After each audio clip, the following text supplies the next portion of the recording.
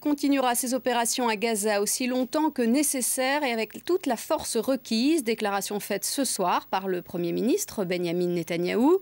En réponse, le Hamas annonce la poursuite de son combat contre Israël jusqu'à ce que ses objectifs soient atteints. Depuis le début de l'opération Bordure protectrice, 1600 Palestiniens sont morts et il y a bien d'autres chiffres qui interpellent à Gaza. François Mazur. Il y a ces chiffres cruels, glaciaux, qui chaque jour annonce le nombre de victimes à Gaza. 1654 tués, dont 296 mineurs, ainsi que 8900 blessés. Et puis, il y a les autres chiffres, ceux d'après, qui témoignent de la terrible catastrophe humanitaire qui germe dans la bande de Gaza. Un tout petit territoire où 1 800 000 personnes s'entassent sur 362 km². Un territoire où il manque 259 écoles. Depuis la guerre, 137 ont été endommagées ou complètement détruites. Un territoire où le taux de chômage dépasse les 40%, 2 fois plus qu'en 2002.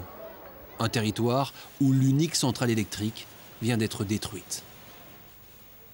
C'était une centrale destinée aux populations, aux hôpitaux, à la vie normale à Gaza. Les gens ont donc perdu les seules 3 heures d'électricité quotidienne dont ils disposaient. Et qui dit absence d'électricité, dit nourriture facilement périssable et propagation des bactéries. Mais encore faut-il que les aliments parviennent sur place. À Gaza, 70% de la population dépend de l'aide humanitaire. Une aide en bonne partie bloquée depuis le début du conflit. Et que dire de l'eau, déjà très rare sur place? Depuis la guerre, la bande de Gaza est menacée par une pénurie d'eau potable.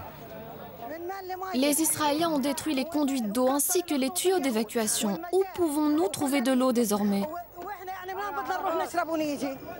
Et puis, il y a les hôpitaux. 32 ont dû fermer, 11 ont été détruits ou fortement endommagés. Et pour ceux qui peuvent encore fonctionner, les problèmes d'électricité sont autant d'obstacles permanents.